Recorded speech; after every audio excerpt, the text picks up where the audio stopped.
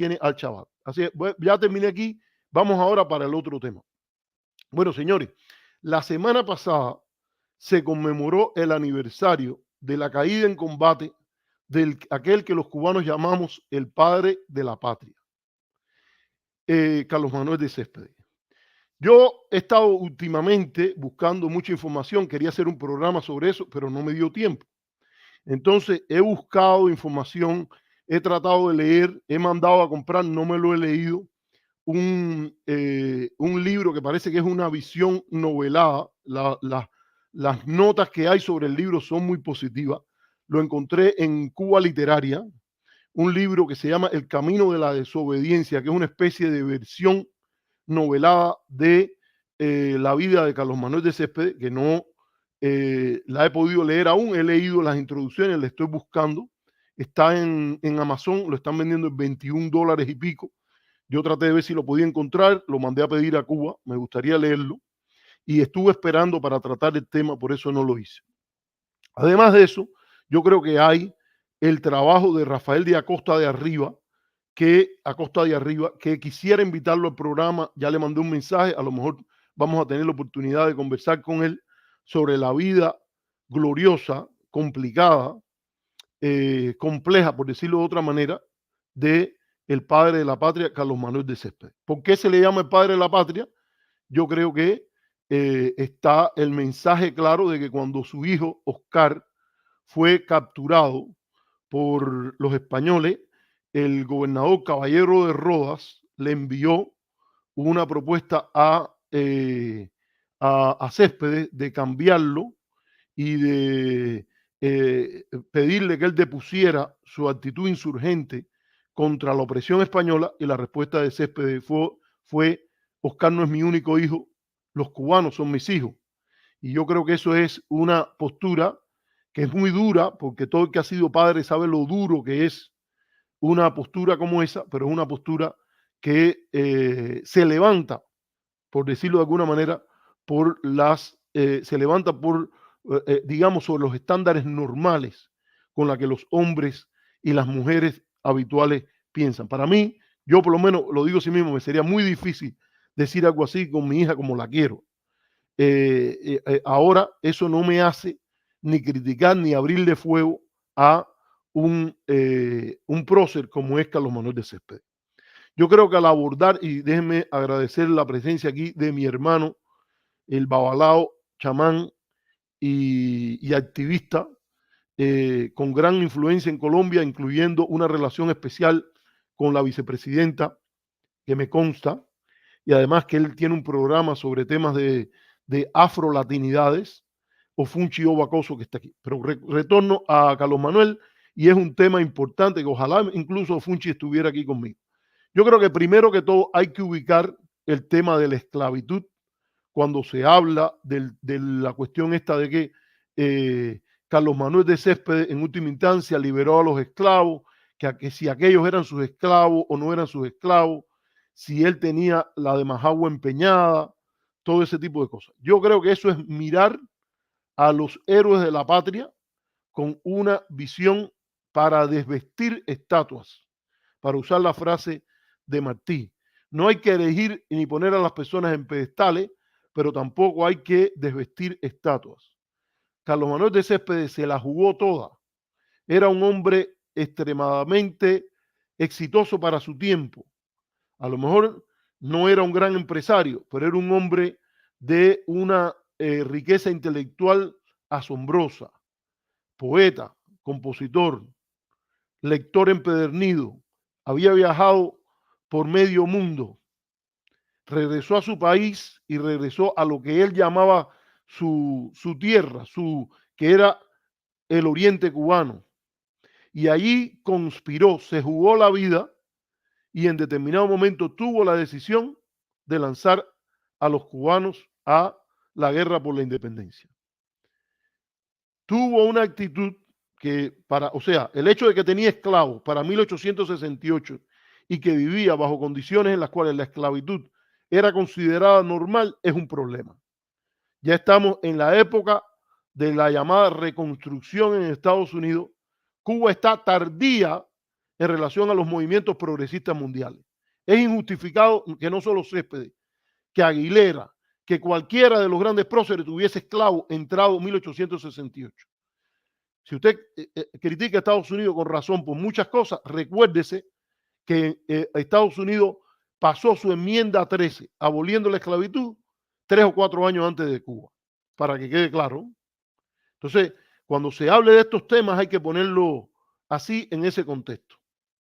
Y no había justificación para que nadie en 1868, cuando ya se había abolido la esclavitud en el Caribe anglófono y francófono, cuando la Revolución Francesa había pasado un decreto de abolición de la esclavitud, cuando ya había ocurrido la Revolución Haitiana y cuando había ocurrido ese gran movimiento que fue la guerra civil en los Estados Unidos y que se luchó para abolir la esclavitud.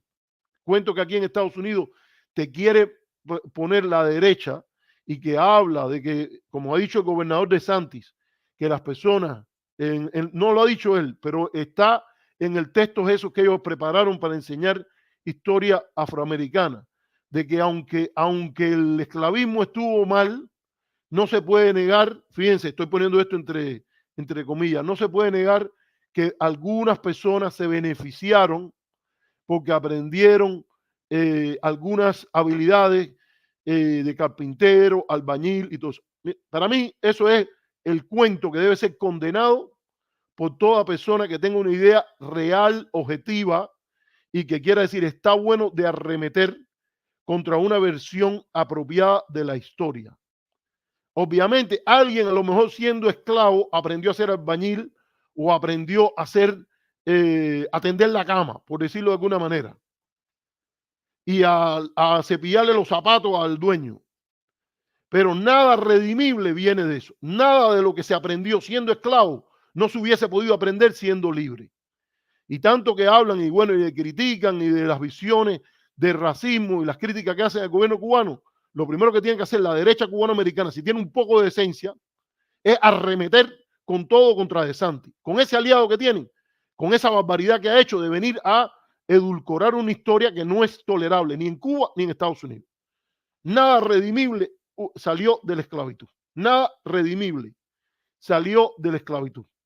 Incluso las personas que dicen de que muchos afroamericanos o afrocubanos se sentirían agradecidos de que fueron traídos de África para acá por sus descendientes, que pudieron tener un futuro diferente. Eso, en mi opinión, es un tupe.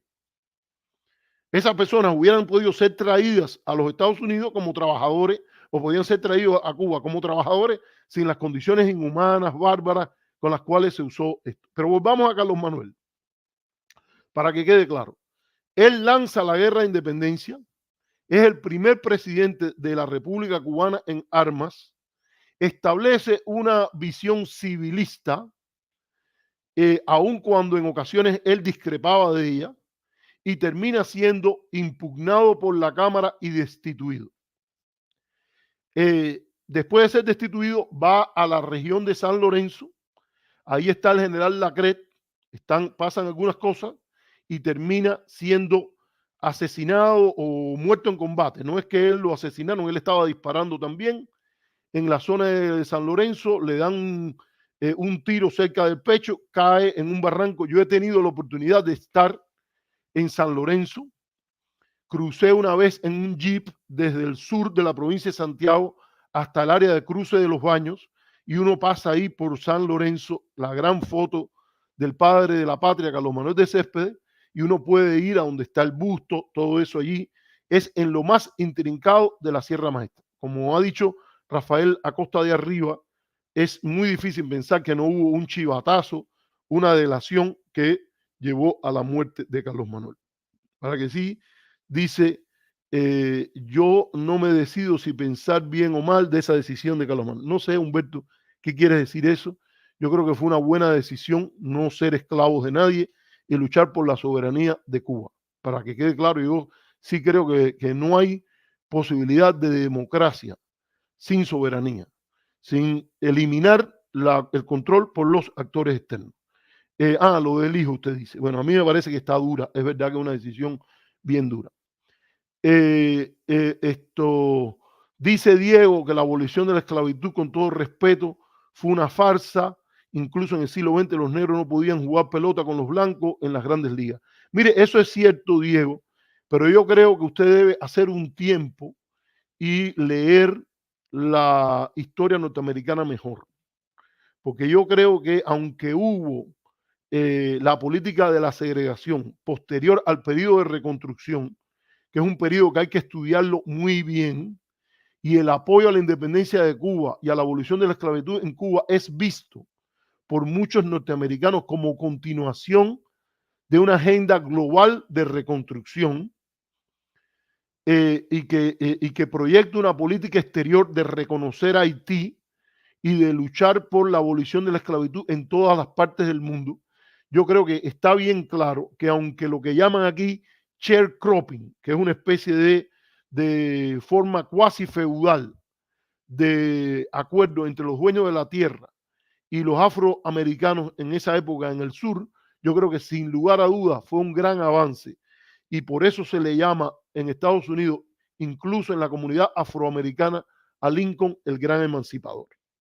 Para que usted crea, yo creo que hay Lincoln tiene cosas que alguna gente cuestiona, por ejemplo, que él quería aceptar de vuelta en la Unión Americana, su famoso discurso de la segunda inauguración, que él dice sin malicia contra nadie, básicamente tendiendo la mano al sur, y después decía que si el 10% de la población aprobaba aceptar el retorno a la Unión y condenaba lo que había sido la secesión, fueran aceptados. A pesar de eso, que yo creo que frente a eso estuvieron los llamados republicanos radicales, entre los cuales está la figura muy importante del congresista Thaddeus Stevens, llevó a que hubiese reconstrucción y que hubiese estados, por ejemplo, como Carolina del Sur, que tuvo durante mucho tiempo, durante un tiempo de cerca de 2 periodos, la administración Grant, una gran delegación afroamericana en el Congreso. Y se demostró que todas las críticas y toda la visión que miraba a los afroamericanos como inferiores es falsa.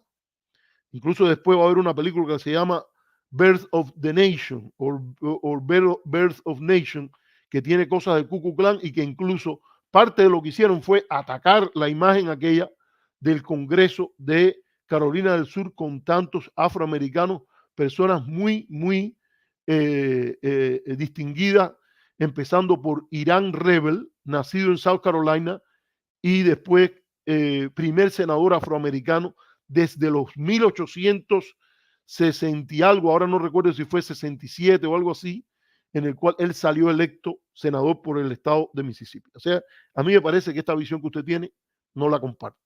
Yo sé que lo que usted dice es verdad, que hubo segregación y todo eso, pero nunca se puede olvidar ese periodo tan importante que es el periodo de reconstrucción. Hay un gran documental que ha hecho Henry Louis Gates, en el cual una de sus principales investigadoras es la profesora Marial Iglesias, que era profesora de la Universidad de La Habana y hoy es, creo que es senior researcher, investigadora al más alto nivel en la Universidad de Harvard, que ella es la esposa del profesor Henry Louis Gates, que ustedes pueden, a lo mejor han oído hablar de él. Él es una persona que la policía de Cambridge lo detuvo porque estaba entrando a su casa y sospecharon de él, y después Obama lo invitó a él y al policía que lo detuvo a tomarse una cerveza en la Casa Blanca.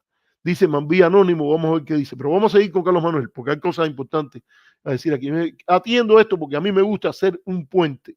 Yo creo que algo en lo cual yo admiro mucho a Martí y Dios me libre de compararme, pero trato de imitarlo y emularlo en servir de puente en todo lo que pueda entre Estados Unidos y Cuba, entre Estados Unidos y América Latina, porque soy muy orgulloso con letras capitales de mis dos identidades, la latinoamericana, la cubana y la norteamericana.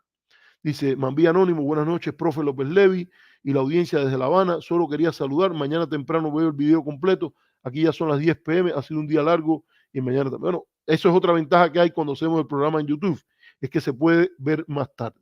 Pero bueno, volvamos al tema de Carlos Manuel.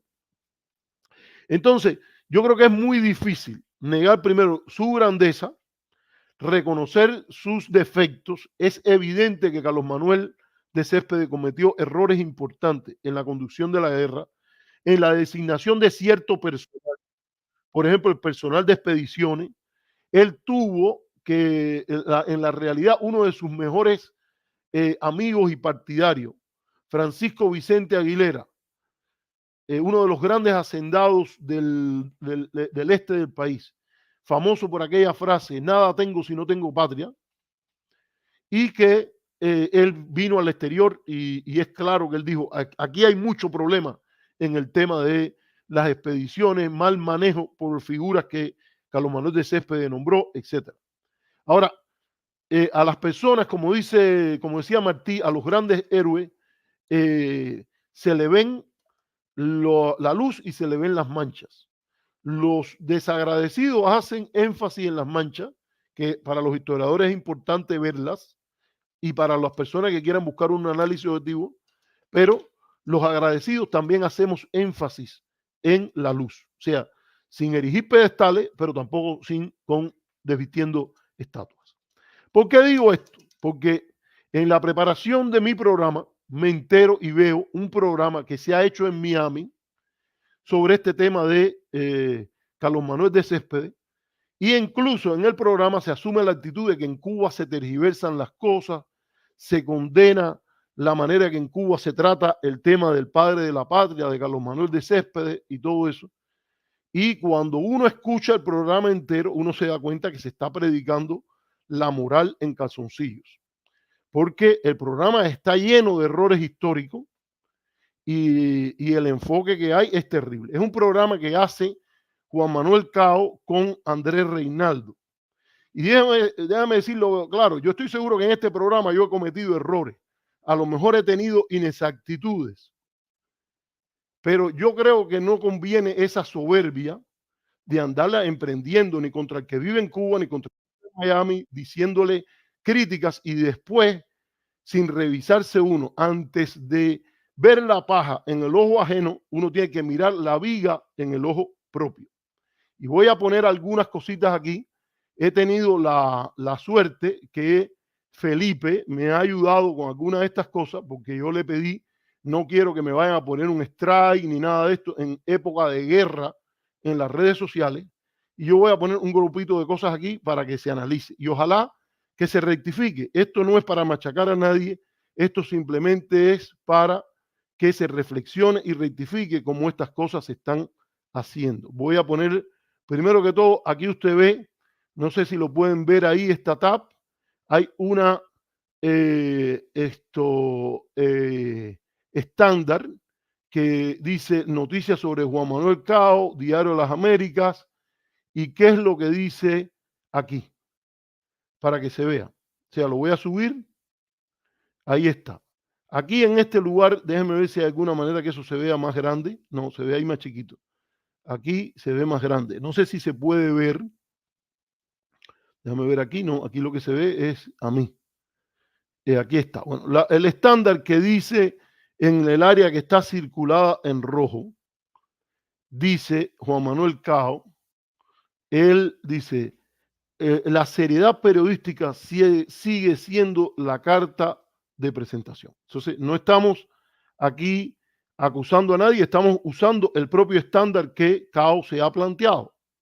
Y a mí me parece que no fue leal a este estándar en la cobertura que hizo en este programa sobre la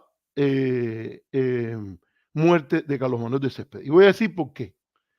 Primero que todo, porque en este programa empieza por decir que Carlos Manuel de Céspedes lo han denunciado, lo han atacado el propio gobierno de Cuba, que es el que lo sacrifica. Y en esta cosa dice que es muy sospechoso que él es destituido y a los 3 días lo matan. Esto es una crítica que yo creo nadie se puede asombrar, ¿no? No, no. A Carlos Manuel lo destituyen, creo que es en octubre. Ahora no me acuerdo exactamente el día. Si está por ahí Mendive o algún amigo pueda ir lo busca. A Carlos Manuel lo destituyen en octubre y lo matan en febrero, a finales de febrero.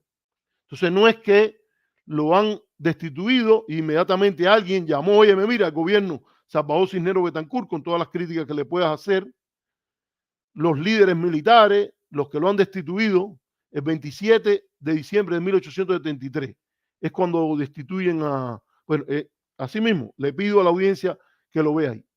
Si es como dice Luis Manuel, el 27 de diciembre de 1873 y lo matan, creo que es el 27 de febrero, no lo mataron a los 3 días. No lo mataron a los 3 días. Una cosa tan sencilla como esta, para que se reflexione y rectifique.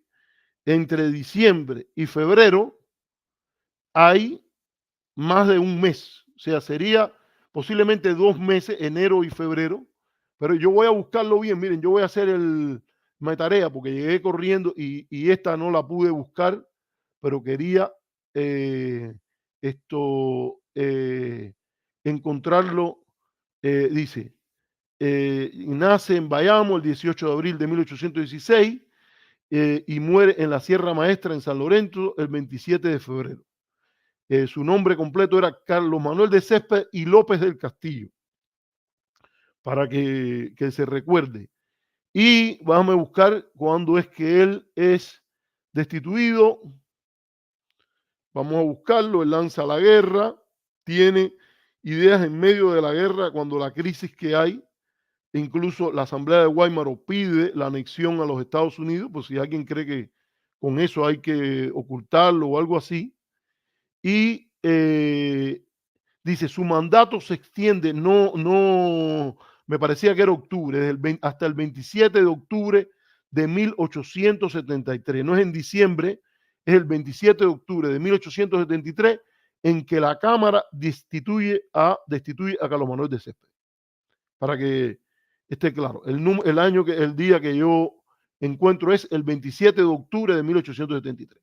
Como quiera que sea, si fuera en el momento que dice Luis Manuel ahí, dice Mendive que dice, ahí está, el 27 de octubre de 1873, Céspedes fue destituido de su cargo como presidente de la República. Como quiera que usted lo tenga que decir, yo creo que se impone una rectificación. Juan Carlos Manuel de Céspedes no no muere 3 días después de ser destituido. Y no se sabe quién es el que reporta a los españoles la presencia de Carlos Manuel de Céspedes en San Lorenzo. Es posible que haya sido una denuncia de alguien cercano al gobierno, pero en principio las personas son inocentes hasta que se pruebe culpable. Y eso en última instancia sería un misterio. Pero acusar a los que estaban luchando por la independencia de ser una especie de matarife, bandidos que cuando quitan al padrino de la mafia lo echan a que lo maten las fuerzas de las autoridades, yo creo que es una visión que hay que cambiar. No sé, esto dice Humberto Acosta, no vi el programa de CAO, pero quizás lo de los 3 días fue una forma de decir poco tiempo. No. Cuando se habla de historia hay que tratar, y sobre todo de la historia patria, hay que hacerlo con respeto. No. La impresión que se da cuando usted dice, lo destituyeron y lo mandaron a matar o a los 3 días lo estaban matando, hay una insinuación que a mí me parece que tiene que ver, que conecta la destitución con la muerte. Es verdad que no tenía toda la protección que debió haber tenido.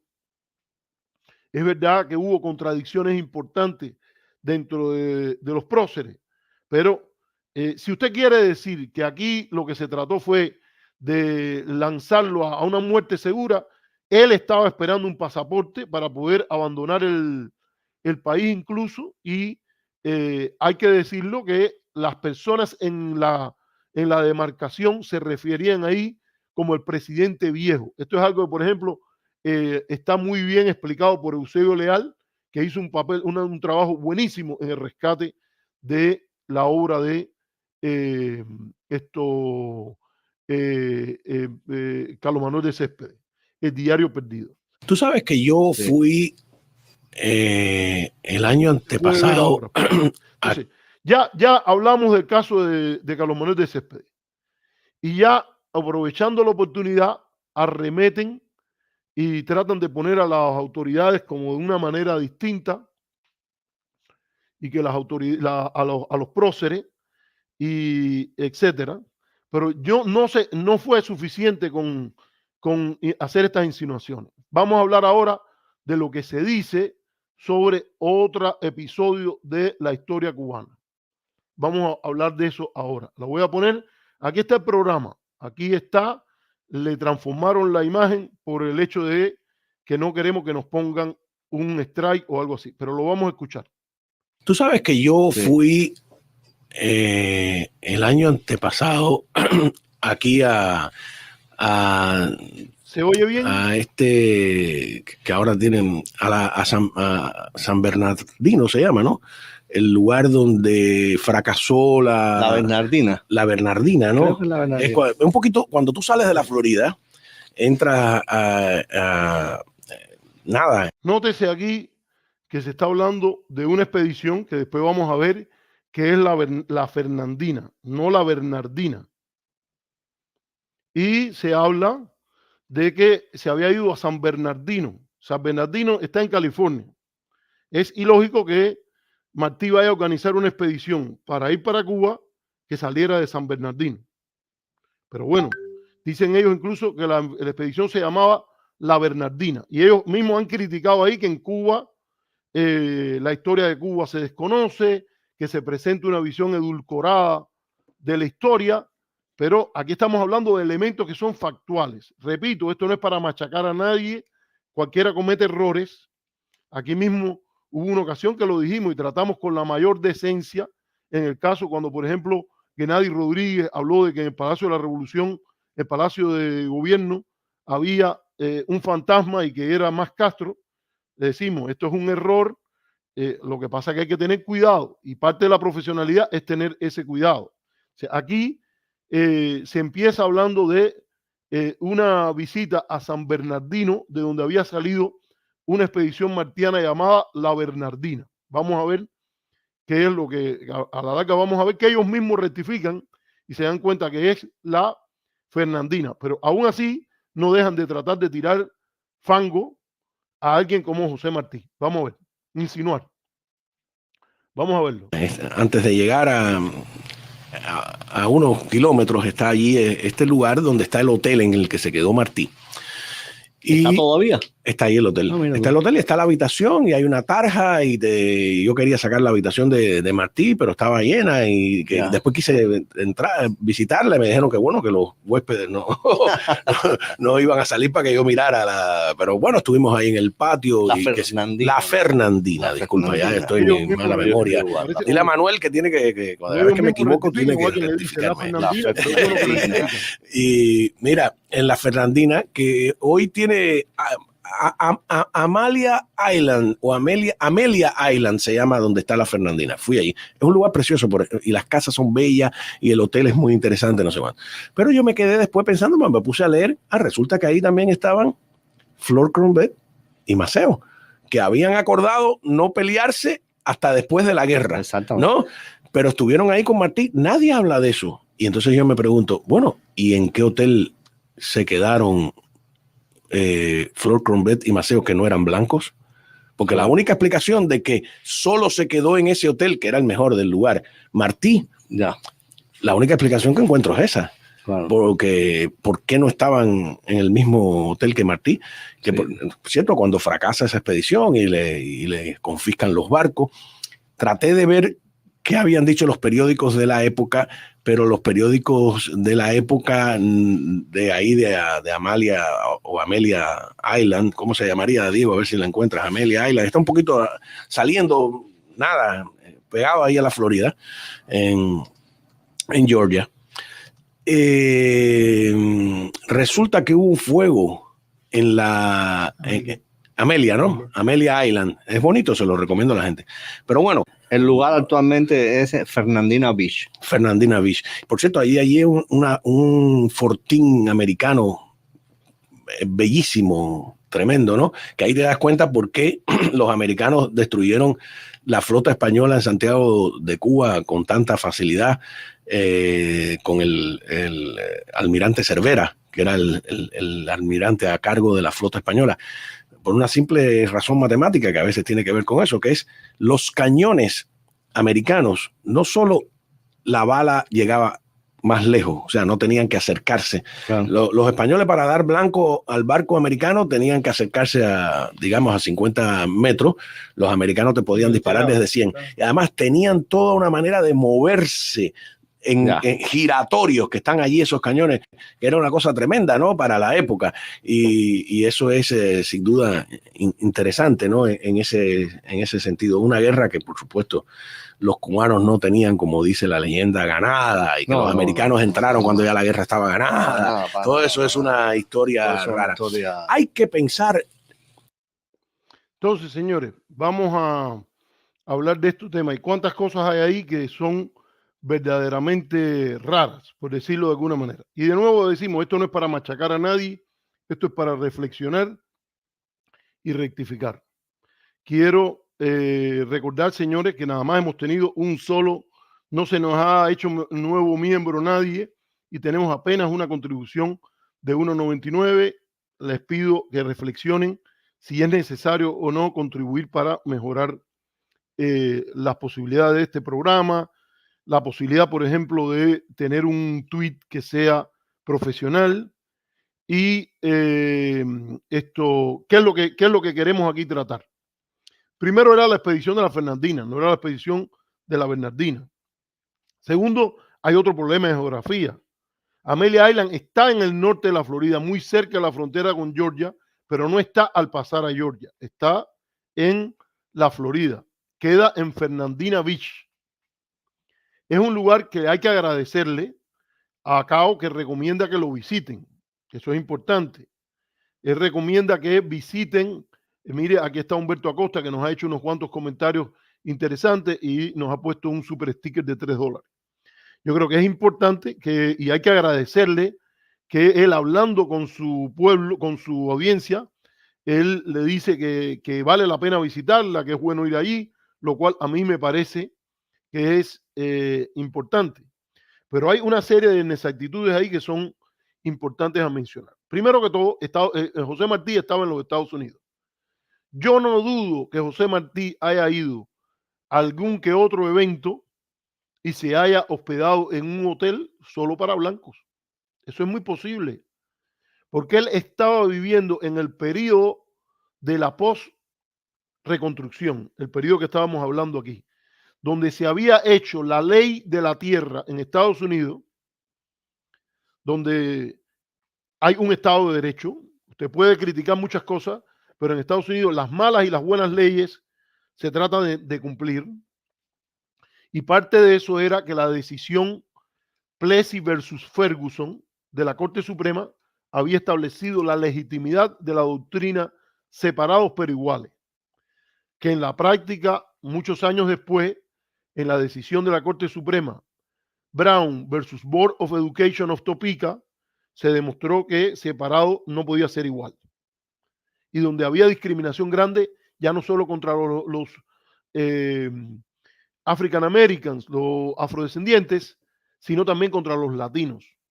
Hay otra gran decisión de la Corte Suprema que se llama Hernández versus Texas, donde se presentan numerosos casos de discriminación contra los latinos y hay linchamiento de latinos y violaciones del Tratado Guadalupe Hidalgo que Martí ve, entre otras cosas. Él dice, hay que ir a Cuba a vivir y tener su propia patria, porque en ese momento, yo no digo que sea igual hoy, había un tratamiento doctrinal en los Estados Unidos institucionalizado que era discriminatorio contra los latinos. Y es probable que Martí haya viajado. Yo no sé, mire, si el test aquí sería que Martí nunca se quedó en un hotel para blancos, yo creo que es un test muy difícil de ponerle a nadie. Esa era la ley de lo que había aquí. Segundo, fíjense, si esto está hecho con insinuaciones, sin respaldo alguno, y Cao es muy bueno en esto de ir y tratar de buscar lo que él le gusta decir y no escuchar lo que las otras personas le dicen. Y aquí lo digo porque incluso él le trató de cazar la pelea a Eusebio Leal en Dominicana en medio de una feria del libro, y Eusebio Leal le contestaba y él no reaccionaba a lo que le decía Eusebio Leal.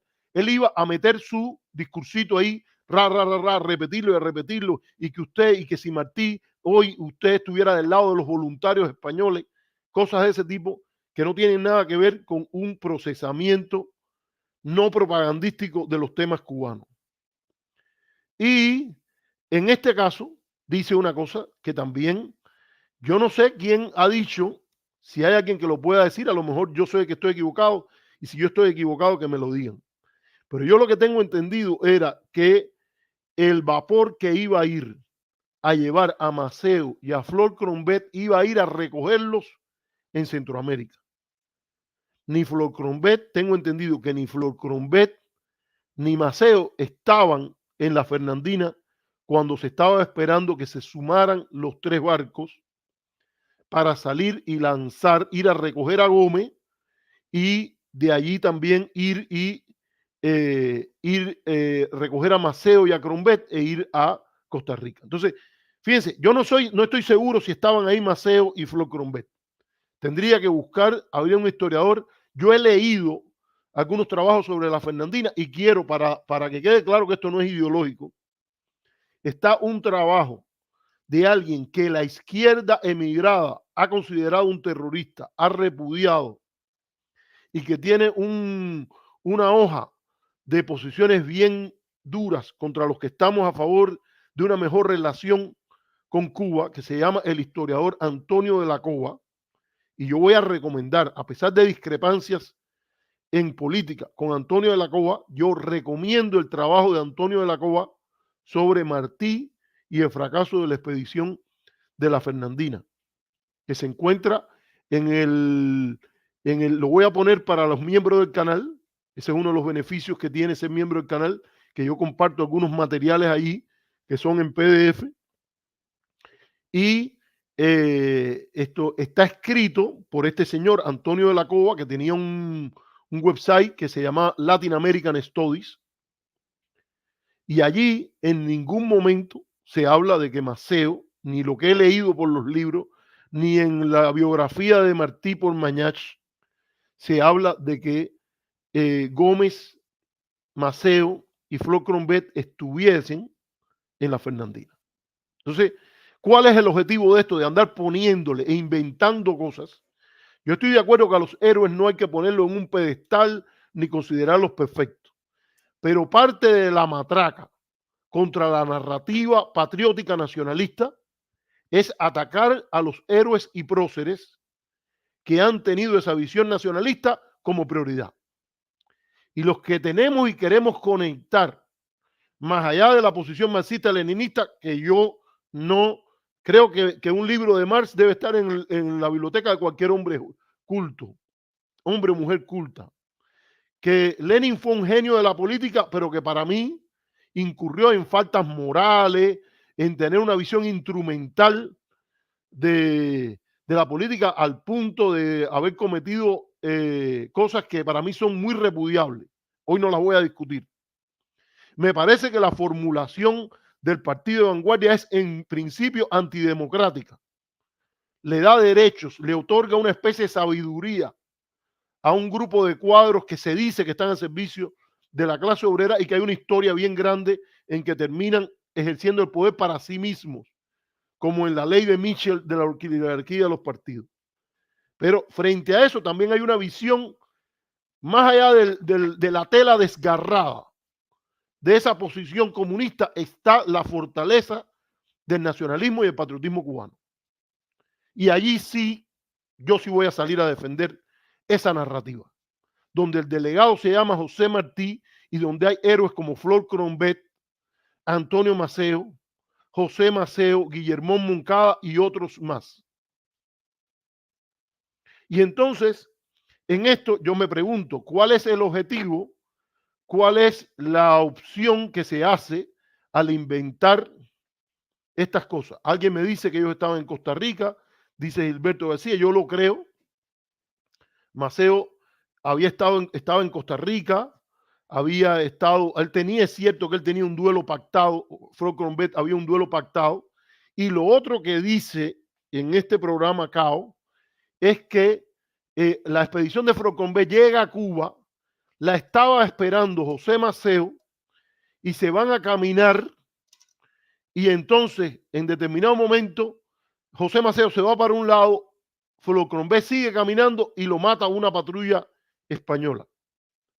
Esto, señores, también es otra insinuación sin sustento alguno. ¿De dónde viene esta idea de andar inventando historias falsas sobre la historia de Cuba? ¿Para qué? Esta es la pregunta. José Maceo vino en la goleta del honor.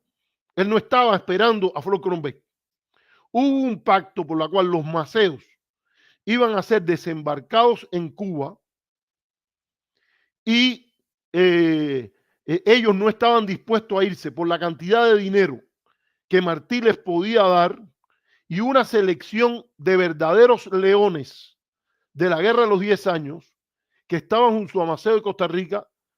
Flor Crombet los llevó bajo el entendido de que una vez en tierra cubana se iban a subordinar al más grande de los que iba en esa expedición, que se llamaba Antonio Maceo y Grajales. Y en esa expedición iba José Maceo. José Maceo no puede haber estado esperando a Flor Crombet porque él iba en la expedición. Y la idea, la insinuación de que ellos iban por un trecho y José Maceo cogió con las polémicas que tenía Flor Crombet, cogió corriendo para un lado. Y entonces al que mataron, la emboscada estaba ahí y al que mataron fue a Flor Crombet, no tiene sustento alguno. O sea, lo que se insinúa con este tipo de cuento no es posible. Así hay que decirlo. Al contrario, cuando uno ve estas cosas, ve la importancia de darle reverencia a los grandes héroes de Cuba. Para que quede claro por dónde me estoy expresando aquí. Y creo que primero que todo, antes de emprenderla y decir que en Cuba no se sabe esto, que en Cuba no se estudia esto bien, primero que todo, revísate tú, porque lo que estás diciendo es factualmente incorrecto. Y segundo, lo que se nota es un patrón de sabotear la grandeza de esos héroes. Lo grande de Crombet y los Maceos es que habían pospuesto el duelo hasta que Cuba fuera libre. Su orgullo personal iba mucho menos abajo que la idea de la independencia y la soberanía de Cuba. Y yo creo que lo que toca es mirar ese tema con reverencia. Incluso las historias que hay un libro de Abelardo Padrón sobre José Maceo, está el libro del coronel de la FARC, Hugo Crombet, sobre su abuelo, Flor Crombet,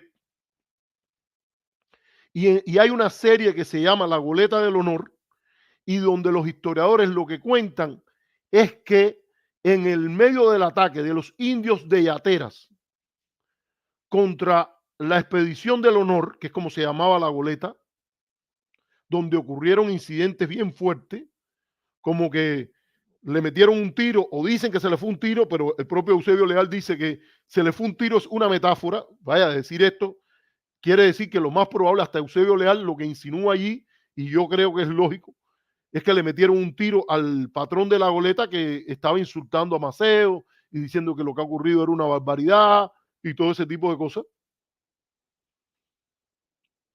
Porque vaya a decir que se le fue un tiro, es una, como dice Eusebio Leal en el episodio, él dice, se le fue un tiro cuando dicen que cuando cuentan la historia, dicen, y a alguien se le fue un tiro, él dice, es una metáfora decir que se le fue un tiro.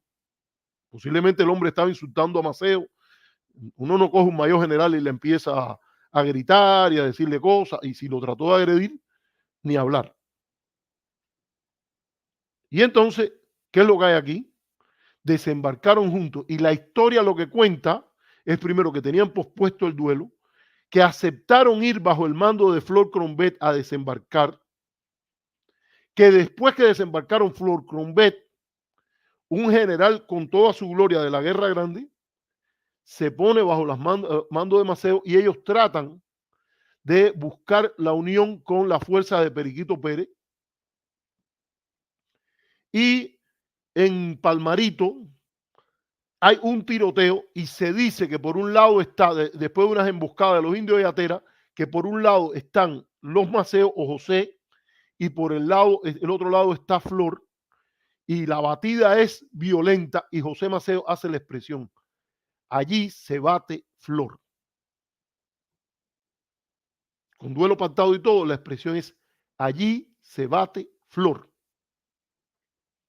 Yo no soy especialista en esto, yo quiero que Rafael Acosta de Arriba venga, me encantaría, ya nos comentaba, le escribí, él me ha contestado, vamos a ver si se puede hacer algo a ese respecto.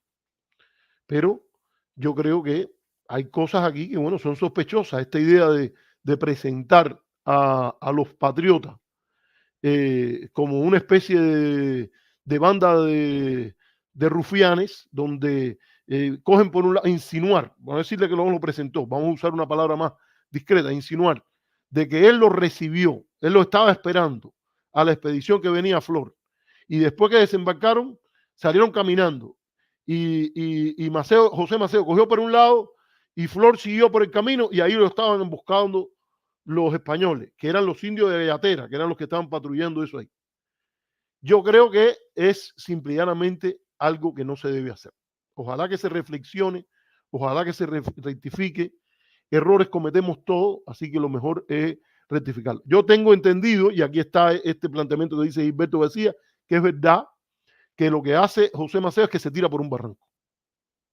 La historia, que creo que incluso después tiene una cojera grande a partir de ahí, porque ellos los estaban emboscando. Una vez que se sabe la presencia de Maceo ahí, la movilización de las partidas de guerrilleros, que era como se le decía a esta gente que eran cubanos anti-independencia. Algunos de ellos después de esa partida, después luchan por la independencia de Cuba, y yo creo que es importante mencionarlo así. Vamos ahora, ya voy a coger un break y vengo rápido con el tema de la elección de Supermartes y el tema de Robert Menéndez. Espérenme un momentico y ya retorno con ustedes. Recuerden, hubo una donación de Humberto que quiero reconocer ahora cuando regrese, y por favor, el que puede dé like, el que puede comparta, el que puede contribuir. Vamos.